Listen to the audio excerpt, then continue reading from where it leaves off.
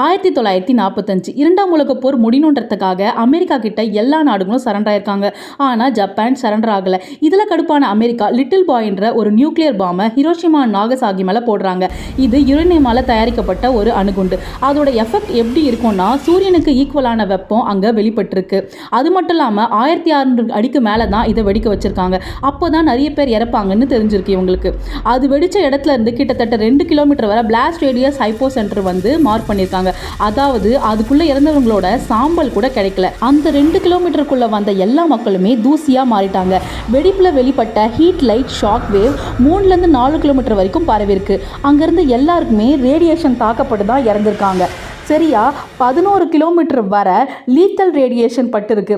அதுக்குள்ளே இருந்த எல்லாருமே ரேடியேஷனோட பாதிப்பு அதிகமாக ஏற்பட்டு தான் இறந்துருக்காங்க. அதாவது 70லேருந்து 80% மக்கள் இந்த ரேடியேஷனால தான் இறந்துருக்காங்க. மொத்தமாக 1,20,000 பேர் ஹிரோஷிமாவில் மட்டுமே இறந்துருக்காங்க.